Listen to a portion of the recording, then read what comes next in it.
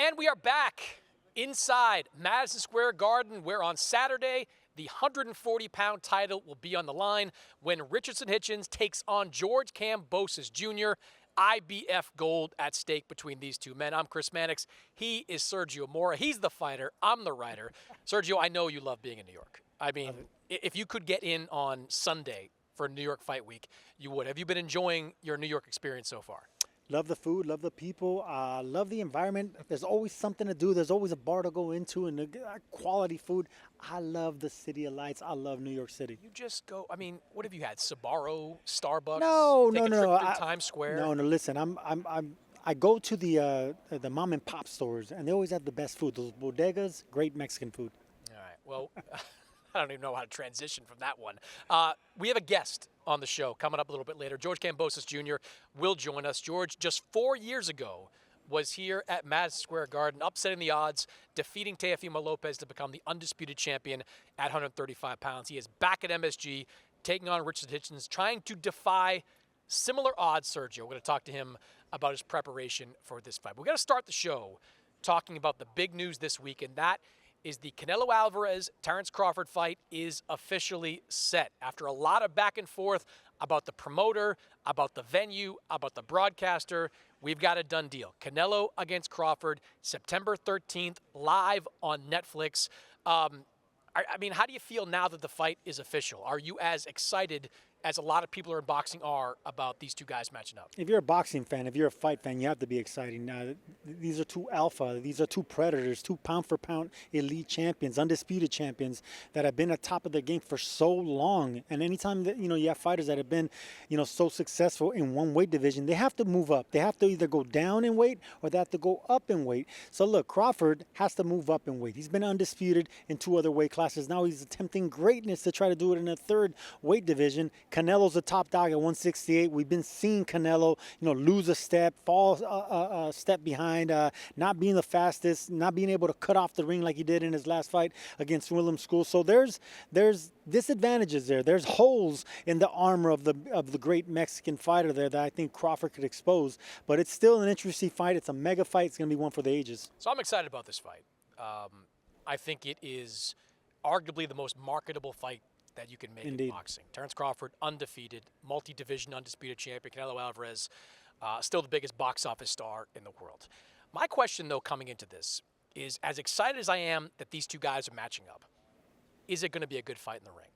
Now, if Crawford was coming off his win over Errol Spence, I would have been saying absolutely. That Terence Crawford was aggressive. He was physical. He took the fight to Errol Spence. He knocked him out. But Terence Crawford is coming off a win over Israel Madrimov. And against Israel Madrimov, he just wasn't looking to engage as much as he did at 147 pounds. That's because Madrimov is a full-fledged 154. That was Crawford's first fight at 154. Yes, Madrimov is tricky. He's herky-jerky, comes in, comes out. But I wonder how aesthetically pleasing this fight is going to be, because a lot of guys talk the talk when they go with Canelo. You can say that he's lost a step, that he's faded from the guy that ran through super middleweight back between 2018 and 2022, but he's still Canelo. He still hits like a mule. And my question coming into this fight is, will Terence Crawford let his right hand go? Because I don't think you can beat Canelo unless you throw right hands. I'm not just saying that about Bud. I said that about Caleb Plant. I said that about Callum Smith. I said that about everybody Canelo has fought. You cannot beat him unless you throw right hands. Do you think that we're going to see Crawford engage Canelo like other fighters have not? Well, considering that Crawford switches to lefty and he throws that straight left hand even better than his right, or equally as good, he can be throwing the left hand or the right hand. He can do it from both stances. So it doesn't matter if it's just a straight hand that you're looking for, a right hand from Crawford. He's going to have so many tools in that bag that he can go in and pick. The thing that's going to make this fight great, and I think it is going to be a great fight, because Canelo does get hit now, and Crawford pot shots. He doesn't throw combinations. Canelo loves fighters that throw combinations with him because he catches and counters, and he makes it easier. His footwork isn't the same as it used to be. His head movement isn't the same as it used to be. Do you think the footwork, though, his footwork was never great, right? He's always been heavy-footed. Whether it was at the beginning of his career against Floyd Mayweather, Erislandy Lara, or later in his career against William School. He's never been adept at cutting the ring off. right? But Crawford doesn't have that kind of footwork. Crawford is incredibly skilled, has good feet, but he's not going to move in the same way that Lara moved, in the same way that William School moved. And that's the reason I think Crawford has success, because he's not going to be moving around the ring, over boxing. He's going to plant his feet. He's going to want to get respect. He is going to move. He's going to have to move laterally. He's a smaller fighter, but I think there's already a pages you could take from other fights that you can beat Canelo. The jab is one of them. Lateral movement is the other one. Straight right hand is another one. And making a miss. Making a miss is the main thing, because Canelo, he relishes when he's hitting anything. Just like any fighter. Whenever they hit something, they get confidence. But when you make a miss completely and make them pay, that's when they start getting frustrated. That's when you've seen signs of Canelo getting hit and frustrated, like with Dimitri Bivol. It was a jab, it was footwork, it was in and out, and ultimately using the entire ring. Crawford can bring that to the table. It's going to be interesting. I think a lot of people are discounting Canelo based on that Williams School fight. I still think Canelo has a lot of gas in that tank, and if you stand there in front of him and you decide to trade punches, look out. This guy can still punch with the best of them at 168 pounds. All right, the undercard is still being put together, but Turki Al-Sheikh put out the all call. He put out the bat signal. Any fighters out there that want to be part of this card, let me know. Put a big fight together. No Tom and Jerry stuff. Turki said. Doesn't want to see any more of that Canelo-Williams School stuff. He wants to see good fights between good fighters. So put your matchmaker hat on for me. What is the fight that Turki Al-Sheikh should be looking for in the undercard? Well, someone that's not going to try to run around the ring. I would love to see Virgil Ortiz on an undercard on a big Mexican Independence weekend. Virgil Ortiz against another big puncher, someone like a Erickson Lubin, someone that won't be expensive, to put that fight together. It'll be two guys at 154 that are this close to becoming champions, and I think that's a perfect stylistic match. It'll be a violent fight while it lasts. I think those are the type of fights that His Excellency is looking for. I like that fight. I have no problem with that fight. The fight that I would try to put together is one between Boots Ennis and Teofimo Lopez. Now, I know Teofimo is probably not on Turkey's Christmas card list right now because of everything that happened with the Devin Haney negotiations, but I still think that Teofimo has value in the right fight. And Teofimo has been very clear. He wants to fight Boots Ennis. He was ready to sign the dotted line to fight Boots Ennis at 147 pounds. But I think this is now the time to have that fight put together. Boots Ennis is out there. Maybe he can fight Brian Norman. We're going to get into that. Mario Barrios is going to fight Manny Pacquiao. There isn't a unification fight out there for him. 154 will always be there waiting. But if Teofimo really wants to come up to 147 and fight Boots Ennis, I think that's a great fight because Teofimo likes guys that come forward. Boots Ennis likes to come forward. You put on top of it the fact that Boots would be fighting on a Terrence Crawford undercard. A lot of drama between those two guys over the last few years. I would love to see Boots and Teofimo go at it. So would I, but that would be an expensive undercard. I think that's I don't think money matters to Turki Al-Sheikh. It's on Netflix. I think he wants to put on the good fights, hungry fighters. Guys that are just about to reach a world championship level. I don't think he's going to want to pay for a fighter that, used to be undisputed at 135 in Teofimo and someone that wants to be undisputed at 147. It's a great fight, but that's an A-side type fight. So you could save that one for pay-per-view or something. When has Turki Al-Sheikh ever blinked at the price tag on a particular fight? He was ready to do Teofimo against Boots for the summer, but Boots didn't want it at that time. I think if Boots looks around and says, my options aren't great, I'll fight at Netflix. I'll fight on the big stage. Canelo Crawford. Well, if that's the case, put Boots against Virgil Ortiz. I mean, that's the fight that everyone will love. That's a fight that will sell. I mean, if money's not an issue, then let's roll out the red carpet and make the biggest possible fights for the undercard. And there's a lot of them to choose from. I do think that co-main event slot for Canelo Crawford is going to be really valuable real estate. Right. Because we saw when Jake Paul fought Mike Tyson, the co-main event slot went to Katie Taylor and Amanda Serrano. That was record-breaking eyeballs on women's boxing. Whoever gets that co-main event slot is going to have a lot of I'll give you another one since money's not an issue now. Surlo Ramirez, if he gets past his last fight, I would love for him to fight Jaya Pataya. Jaya Pataya, Surlo Ramirez, that's a mega fight on a Mexican Independence weekend. I mean, I can go on, but it takes a checkbook. And if that can happen, then yeah, I mean, it's a boxing fan's dream. I like that Zurdo Jai fight. I hope that happens, whether it's on the September card or before the end of this year. I think that's a really, really interesting fight. Jaya Pataya coming off a win in Australia. Zurdo, of course, fighting on June 28th. We'll see what happens with that matchup. Next week, Sergio, Brian Norman will be in Japan. He's in Japan right now as we record this, ready to take on Jin Sasaki. Norman, of course, WBO title holder at 147 pounds. There's been a lot of talk over the last 6 to 8 months about Norman going up against Boots Ennis. He elected to go over to Japan, face Sasaki. Boots kind of looking around, wondering who he's going to fight. How do you feel about Norman fighting Sasaki? Is that the fight he should be taking at this stage? I don't like it, man. I don't like it. I don't like the fact that he's going to Japan to fight a Japanese fighter and a dangerous fighter like Sasaki, who also wants to make it a fight. Norman is technically the better fighter. They both carry power. They both are offensive fighters, but Norman has better techniques. Sasaki just throws caution to the wind. He doesn't mind getting hit once to land 2 punches. That's going to be a physical, violent fight that Norman can be at the bad end of it. And even if it goes into the distance, he has to worry about the Japanese judges. You have to worry about the Japanese fans.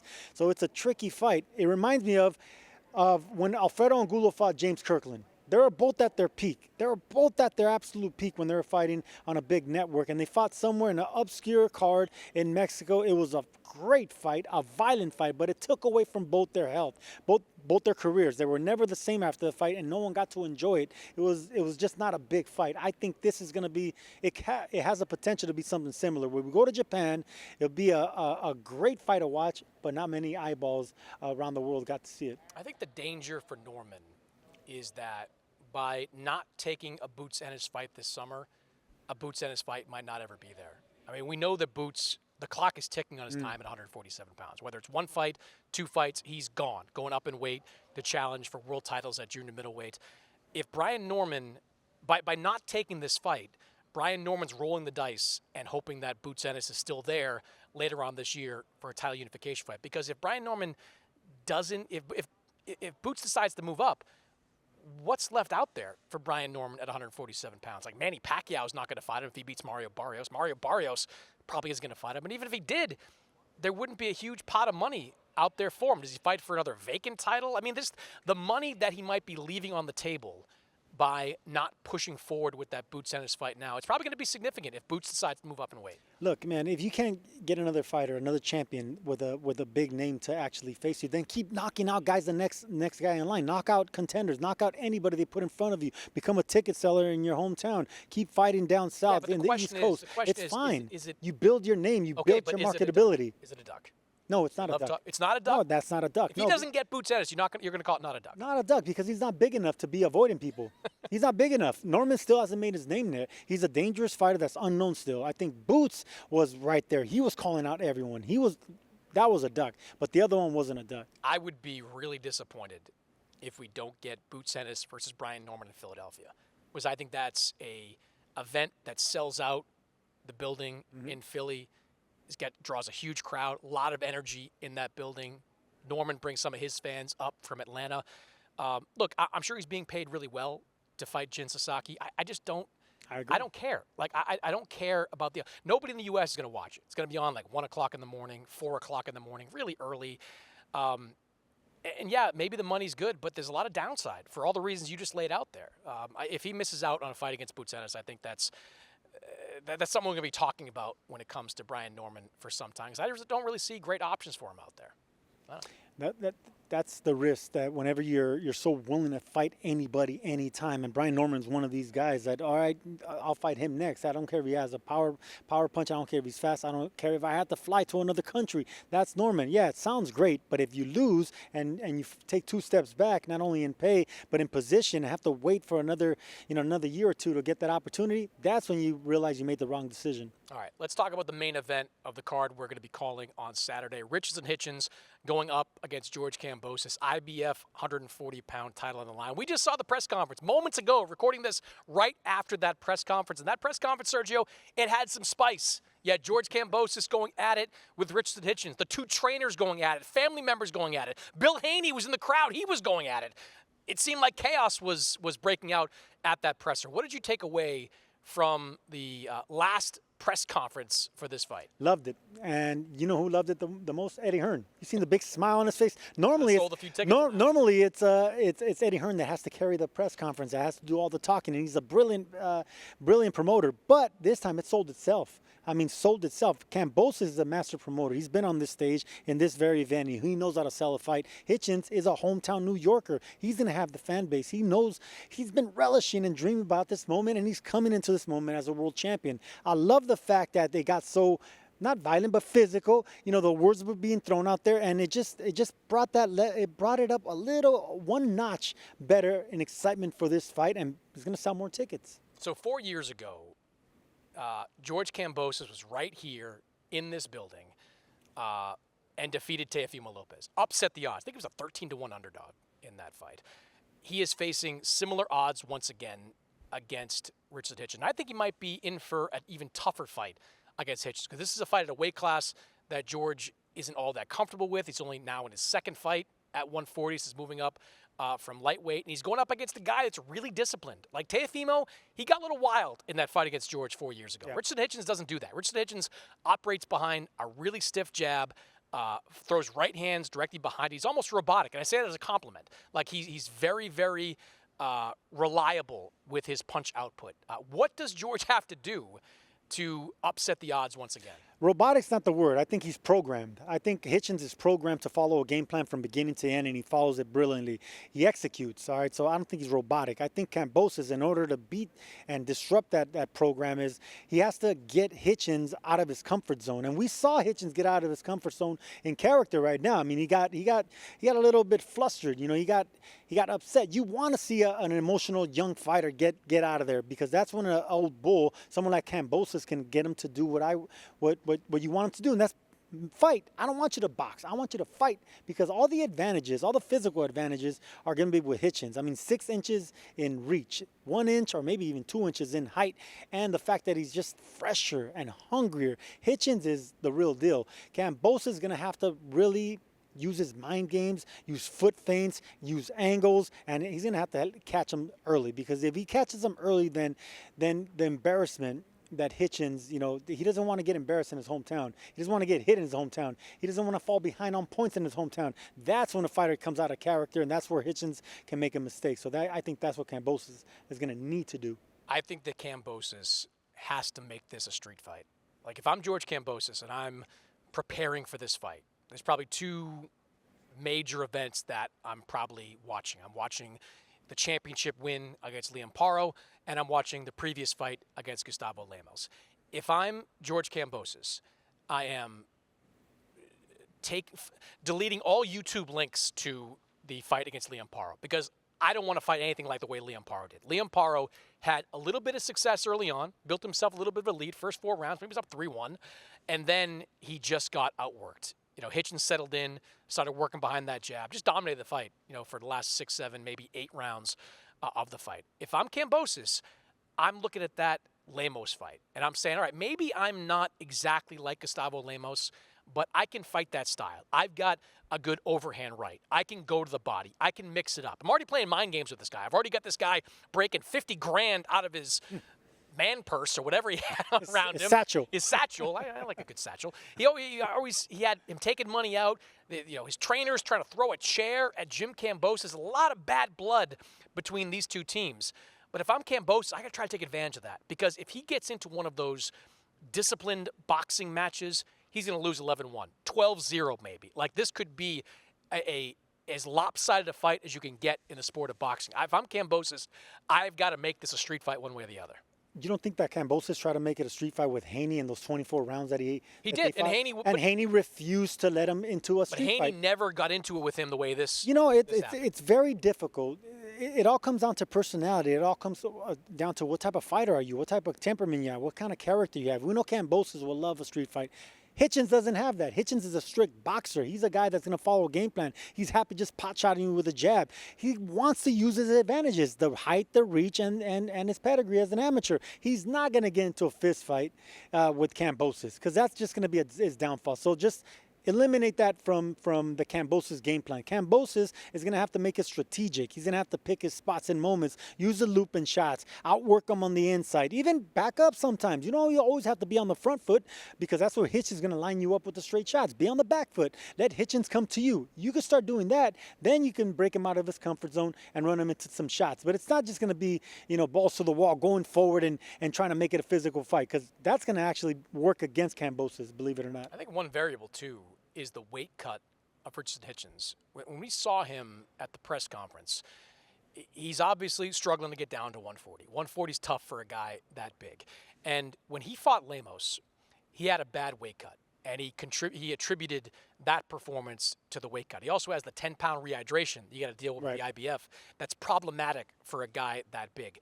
In his last fight against Paro, much better weight cut, handled the rehydration much better. That's what I'm kind of curious about too. When we get to Saturday afternoon, like what does Richardson Hitchins weigh? How much does he rehydrate? I mean, I think these are all variables when you have a guy that big at 140. Not only that big, but that wide with the shoulders, you could distribute that weight evenly, and he looked good in the face-off. So I expect him to be the bigger fighter. All right. Well, when we come back, we will talk to the smaller fighter, the naturally smaller fighter in this fight, George Ferocious Kambosos. All right, joining us now on set is the former undisputed 135-pound champion, George Kambosos, coming off a very animated press conference on Thursday. George, what did you make of all that? You and Richardson Hitchins face-to-face, your father and Lenny face-to-face. That escalated pretty quickly over there. Yeah, look, obviously, great first to be with you guys again. Obviously, a lot of good, memorable history with both of you guys. And I love, hearing your commentary, especially in that Lopez fight. So good memories here back at MSG, but we came here very cool, calm, collected. We're still very cool, calm, collected. I was here to have a nice, respectful, interviews and press conference as a champion, as a former undisputed champion, and he wants to get up and flash his money that we set him up with and all this rubbish. Don't come in my face. Don't try to, attack me about anything. If you want to come to my face, I showed it. I'm ready to fight right now. Pushed him back. He must be very weight drained because he flew back straight away. And I don't know, all that fake money, I think they're all fake. I'm pretty sure, you get the Was fake it Monopoly I think money? it was Monopoly money. So, anyway, look, we're sharp. And we saw when his coach tried to grab a chair, I was already on that straight away, ready to throw that left hook. So, look, we're ready for a fight. We're ready whenever it kicks off. It was just under 4 years ago that you were right back here in the theater at Madison Square Garden. Maybe not career on the line, but that was a huge moment for you, going up against Teofimo Lopez, fighting for the undisputed championship. You're back here again almost 4 years later. How similar is the feeling to what you felt going into the Lopez fight? It was chaos. We saw from that press conference to my father again going with Lopez Sr., me and Tia going at it, and it's a lot of familiar instances. Again, the same place, the same cocky, young guy that's just become champion here, disrespecting me, overlooking me, talking about everyone else. I just came here and took his head off and beat him up that night. So there is a lot of, similarities, but this is a new fight, a new day, and like I said, I'm going for the trifecta. Mickey Bay, obviously Teofimo Lopez, and Hitchins. That's quite a syllable in the last name, Hitchins. But those are the good moments here at the Mecca in New York City. But the bad moments back in your side, down under in Australia. What went wrong with a similar style in Devin Haney that won't go wrong against Hitchins? Look, you might say bad moments. I don't look at them as bad moments because I'm a fighter's fighter. And as you know, you want to fight the best. You want to test yourself. You want to see your limits. Is it Haney? Is it Lomachenko? I don't take them as bad, lessons or things that got me down. Of course, when you lose a fight, it's a hard pill to swallow, but you swallow it quick and you come back and lift your head back up and I'm back here again. Stylistically, what did you learn from those fights with Haney, and what can you do different is what Devin I'm asking. he ain't 1/10 of Devin Haney. Devin, when I fought Devin, unbelievable, sharp, very hard to hit, but we've taken our lessons from that fight. We've had fantastic training camp. We've got a great team, and I got the right people around me to win that fight. When you're a champion, like he is right now, and you're selling out a stadium, obviously you ain't selling out a stadium, but when you're selling out a stadium and you got all the obligations and you're trying to sell everything, you lose focus. You don't have that right tunnel vision that Kambosos had coming to the Lopez fight. But look, Devin is a tremendous athlete, and we've learnt our lessons. Learnt our lesson against Lomachenko at 135, and that's why 140, I feel fantastic. I'm on weight, and I'm ready to go.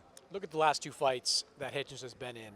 Gustavo Lemos had some success being the aggressor, taking the fight to him, trying to back him up, landing some power shots in the second half of that fight. Go to the next fight, Liam Paro. I thought he tried to box a little bit more, and that didn't work against Richardson Hitchins. What did you learn from those two fights that might be useful for you going into this one? Look, I'm not Lemnos, and I'm not Paro. I'm a whole different kettle of fish. The hand spin, the explosive, sharpness and power that I have as well at 140, I'm a different fighter, different beast, and you've really ignited the beast, especially right now. So Look, you can take whatever you want from them. We saw the Lemnos fight. I didn't think he won the fight, but they gave it to him. We saw the Parra fight. Parra did well for the first couple of rounds and then went away from the game plans. You got to have multiple game plans for this guy. You need to be prepared for, multiple things, but we know what he's going to bring. I really do understand that one style that he's going to bring. Whatever else he brings, we're ready to adapt. You've been fighting in Australia a lot recently. You've been training in Australia. For this fight, you got out of your comfort zone. You went to Canada for a while. You've been in New York for a while. Why was it important for you to get outside of that comfort zone for this fight? Look, the George Kambosos that you guys met before the Lopez fight, after the Lopez fight, it was a different George Kambosos. I'm not talking about who I've always been as a human being, but everything around him. It's different when you are pretty unknown. All of a sudden you become worldwide and you go everywhere, and especially in Australia. And we saw the big stadiums. We see everyone that wants to give you love. So I had to get away from the luxuries, get away from the good life, get away from my private gym, and be in that isolated situation where it's eat, sleep, train. That's all it was. And people say, how was Montreal? And, what'd you do? Did you see some sightseeing? And no, eat, sleep, train. That's all it's been. Focus on one guy, and that's Hitchins. Why did you find the time to do that now? I mean, you've had so much success before that. Why did you want to get away from Australia and start camp closer to the United States? Well, the success that I had early in my career was the same in obviously America. The training camps with Pacquiao, 3 camps. I was always away from, the father life, the husband life, the celebrity life, in the trenches, in the dark. And that's what's here again. The eyes don't lie. I'm ready for everything in this fight. This is my career right now on the line. Really is. You win this fight, history, legacy. I don't even want to say the other thing, but we know what it is. So everything I have in my tank, I'm ready to give it. You mentioned fighting at 135, being the undisputed champion at 135. You're moving up to 140 pounds now. You're basically a career-long 135 leading into this fight. How different do you feel at 140, and how will that translate in the ring? 140 is amazing. Like for me, I stayed at 135 a little bit too long. I was chasing that Lomachenko fight, and look, it's Lomachenko. God bless the guy. He's a legend and happy retirement. He's a true champion. But, when you're killing yourself to really make the weight, and he looks bigger than me at 135, we knew it was time to go up. And it was detrimental to my performances. I wouldn't let my hands go like I used to. I wasn't, the old ferocious. But we saw it in the last fight with the Jacob Wiley. I'm letting my hands go. I'm coming back with combinations. I'm slipping and attacking. So 140 is amazing. It's a great place for me to be. Weight is not a problem. You're an avid reader. And he ain't that big. No, he ain't that you're big right, at all. yeah. He's small, he's skinny, and that 10 pounds IBF rehydration clause too. Ooh, that's a tough one. You're an avid reader, we know that. Going into that Lopez fight, you told us all week long about the vision you had for that first round, of throwing one big shot, changing the course of the fight. Do you have a similar vision to share for this one? I'm going to knock him down. I'm telling you now. I've knocked down Mickey Bay here. I've knocked down Teofimo Lopez. I'm going to knock him down. Now, again, I'm not going to make a prediction the way the fight will finish, but I'll be victorious. Simple as that. Knock him down because you think he's going to get over aggressive. You're going to run him into a Yes, shot, I or believe you're going to be able to cut down from the ring and set him up for a knockdown shot. Look, I'm a very sharp, explosive fighter. Counter punches and quick hands, but we have some really good game plans, and I feel that that sharpness is going to catch him. He's going to run into something big, and after that, we'll see what he does. Well, George, We'll see how much heart he has. You have been doubted before here in New York City. I think you were a 13-1 underdog against Teofimo, so 7-1 is nothing going into Still this good fight. odds. Still good odds for my 50,000 Still that I good put on. odds for the money that you're going to put down. I don't know why he doesn't take his 50 and go put it to Bet Online. I'm not even with Bet Online, but I give you guys a plug. I did like that at the press conference. They should have paid me for They that one. should I have know they've given paid you- me in the past, but come on, guys. Well, we're looking forward to it, George. You've never disappointed here at Madison Square Garden. We're not expecting you to do it again. Appreciate your time. Thank you. Appreciate it. All right, well, Sergio, George certainly seems ready to go, and I think it's going to be a really interesting fight on Saturday night. So let's make our picks for this weekend. The picks that I usually win, usually lose. People make money off me. They lose money when betting with you. And let's start with the main event. George Kambosos, Richardson Hitchins. Kambosos, a heavy underdog once again. Hitchins, the natural 140, the reigning world champion. How do you see this fight playing out? You win more because you pick the easy favorites. I always pick the underdogs. I pick the guys that are 7-1. So for this one, Kambosos is a big underdog, at least 7-1, but I'm not going to pick him this time. I think Hitchins is going to be in control. I think he wins a comfortable decision in this fight. Yeah, I got to go with Hitchins by decision as well. I'd like to think that Kambosos can upset the apple cart once again, do something special here at the theater at MSG, but I think at this weight class, he's at a bigger disadvantage than he was at 135 against Tio. I'd also like to think that maybe Hitchins tries to go out and make a statement, get a knockout, kind of give himself some momentum going into the second half of this year, looking for fights against Teofimo, against Devin Haney. But I think he's just a natural boxer by trade. I think he's going to get up big, and I think he's going to cruise to a decision. All right, on the undercard, we've got a pretty good fight. Andy Cruz, the former Olympic gold medalist, he takes on Mashiro, who is a bit of an unknown, coming over for Japan, first time fighting here in the U.S. I thought Mashiro was pretty funny during our fighter meetings, during our conversations with him. We kept asking him, like, do you think you're a good fighter? Not really. Yeah. But do you think you're getting better as a fighter? No, not really. So he's either the least confident, world title contender that I've ever seen, or he's playing a great game of rope-a-dope. We know he's got a great opponent against him in Andy Cruz. How do you see this fight playing out? Or he's the most confident, self-effacing fighter, because that's exactly what he is. But I think Cruz is going to have a field day with Ishido, because he comes forward, he doesn't move his head that much, and I think Cruz is going to be looking to make a statement as well. He's one fight away from a title shot. He wants to make a statement as well, and he's had knockout, unanimous decision in his 5 fights. He's due for a knockout. I think he gets it. I think he gets it too. A lot of times, these highly rated IBF guys aren't as good as their record indicates. And I'll give Mashiro credit for getting to this point, keeping his record almost flawless, but this is a huge step up in competition. Andy Cruz is the real deal. He's shown that at kind of the fringe world title level in his pro fights. He's got the extensive amateur background, and I think his time with Bozienis, that's going to continue to yield positive results when it comes to power shots. I am taking Andy Cruz by knockout in this fight. So we're both going Cruz by knockout. We're both going Hitchins by decision. Oh, this isn't even fun anymore. Last one, and I never thought I'd be talking about this fight, but we've got Nonito Donaire, 42 years old, back in action, almost as old as you, Sergio Mora. He is back in action, fighting for an interim world title against Andre Campos in Buenos Aires, Australia. Every time we see Nonito in Vegas, he's always like, man, I want to fight again. I'm not retired. I'm not done. Well, here we go. 118 pounds, fighting for a world title. Your thoughts on Donaire against Campos? Buenos Aires, Australia, huh? No, did I say Argentina? You said Australia. Right. Buenos Aires, Argentina. Donaire, Campos. Bueno, Chris Mannix. See, I think this is going to be a perfect fight for Donaire to come back. Even at this stage of his career, we don't want him to come back. I mean, he should have retired already. He's a great fighter. The Filipino Flash is going to be in the Hall of Fame. He doesn't need to blemish his resume. But he's going to get away with it this time, because this guy's a sucker, okay? Campos a sucker for the left hand. He has slow feet. He stands right in front of you. He doesn't move his head, and he's already been beaten, stopped by a left hook before. So I think Donaire, who has one of the most beautiful left hooks I've ever seen in boxing, I think he gets a knockout here. Yeah, I think even at 42 years old, he's the better fighter. And if being around him the last couple of years is any indication, he's still in shape. Like he's not having to cut a lot of weight to get down for this fight. I think he's on a different level.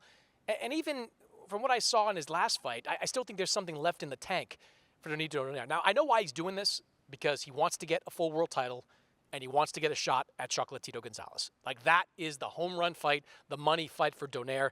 I do think he takes one step closer. I think he gets a knockout win as well. That means we're picking the exact same things for all 3 fights. Because you're learning from me. No, because you're learning from the master, Chris. Because you allow my educated opinion to influence you. You just make random guesses based on your experience as a fighter. I do my research, I do my homework, and I make picks that way. And you are just feeding off my gravy train, Sergio. No, listen, I go off of experience, and they may sound erratic, but they're educated erraticness. Could you win a fight in Buenos Aires against an Andre Campos type at 45 years old? If I had Nonito Donaire's left hook, absolutely. So to answer your question, no. My legs shiver and my liver hurts anytime I think of a comeback. We're in New York. Your liver is going to hurt a lot more later this week.